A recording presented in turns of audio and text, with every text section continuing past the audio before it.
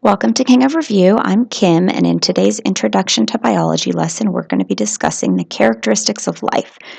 There are 8 characteristics that make living things living. A living thing is called a biotic factor, and we're going to quickly go through the 8, and then we'll go through them in a little bit more detail. So the first characteristic of life is cells. The second is homeostasis. The third is growth. The fourth is order, also known as levels of organization. The fifth is reproduction. The sixth is energy. The seventh is evolution. And the eighth is responding to stimuli via the senses. An easy way to remember these 8 characteristics of life is to use a mnemonic device called Chogears. So as I go through each of these, I'm going to talk about what each letter in Chogears stands for. So let's start with the C. The C in Chogears stands for cells. All living things must be made up of cells, either prokaryotic cells or eukaryotic cells. On the left, you'll see a prokaryotic cell. The word pro means before. The term nucleus is karyote. So prokaryotic cells evolved before eukaryotic cells.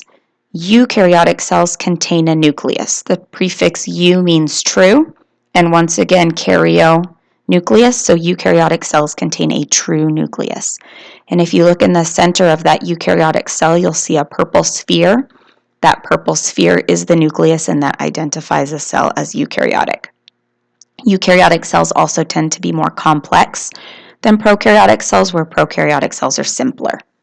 Regardless, living things must be made up of either of these 2 types of cells. The H in Chogears stands for homeostasis. Homeostasis refers to the ability of an organism to balance or regulate their internal environment using either positive or negative feedback. I'm going to give you an example of negative feedback. We're going to use the human body temperature, which has an average of 37 degrees Celsius or 98.6 degrees Fahrenheit, and our bodies stay at this temperature all the time. So for example, if we go outside and it's cold, our body temperature is going to drop. It might drop below that 37 degrees Celsius mark. It's not going to stay low for very long because we're going to shiver. As we shiver, our muscles are going to be moving, they're going to generate heat, and that's going to raise our body temperature back up to that magic 37 degrees Celsius. Likewise, if I go outside on a 110 degree day, my body temperature is going to get hot. I'm going to rise above that 37 degrees Celsius. In order to cool myself off, I'm going to release sweat. That sweat is going to evaporate off of my skin. As it evaporates, it's going to leave behind a cool surface. We call that evaporative cooling, and it's going to bring my body temperature back down to the 37 degree Celsius mark. The only times when shivering and sweating will not regulate or help maintain homeostasis is in the case of hypothermia. If your body temperature drops too low below a critical point, you'll go into hypothermia, and then medical attention is required to bring your body temperature back up. Likewise, if you have a fever, sweating isn't going to be enough to bring down the fever. Medical intervention is going to be needed. So that's an example of when homeostasis is disrupted and you know something's going wrong. The third characteristic of life, O, stands for order or levels of organization. And in biology, things are classified from simplest to most complex. So the low level of organization would be different molecules like water, oxygen, carbohydrates. Those molecules get grouped together to form cells, those prokaryotic and eukaryotic cells, which we discussed earlier. The cells get grouped together, and those groups of cells are called tissues. And I put a bunch of tissues and organ systems together, and I get an organism. A bunch of organisms that belong to the same species form a population.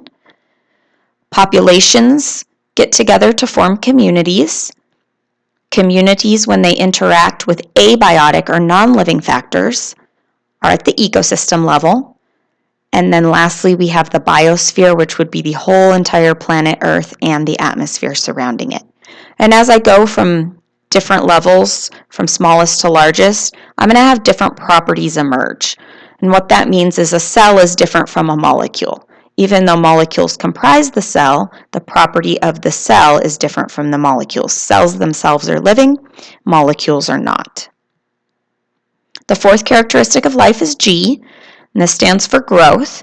For an organism or living thing to grow and develop, it must perform mitosis, meiosis, or binary fission. So eukaryotic cells are going to undergo mitosis and meiosis, whereas prokaryotic cells are going to undergo binary fission because they lack a nucleus. So the diagram below, you can see the blue sphere in the center that indicates that this is a eukaryotic cell. The eukaryotic cell is splitting into two identical cells, so this is showing the process of mitosis. The fifth characteristic of life is evolution. Organisms must be able to evolve over time and adapt to their environment. So a population will undergo a process called natural selection, and the result of natural selection is an adaptation for a particular environment. In this example, the light moth is better adapted in this environment, where the dark moth is better adapted in this environment, meaning in the light environment, the dark moth does not blend in, so he's more likely to be eaten by a predator. And in the darker environment, the white moth is more likely to be eaten by a predator. And so the different variations will survive and reproduce based on the environment that they live in. The sixth characteristic of life is energy. Organisms must be able to use energy and transfer that energy in order to perform processes within their cells. So if we look at this diagram, most energy for our planet comes from the sun. Organisms are either going to be autotrophic, which means they can automatically use the sun's energy, or heterotrophic, meaning they must consume food in order to get energy. So the organelle, or the cellular part that's responsible for transforming the light energy into usable energy, is the chloroplast. Plants contain a chloroplast.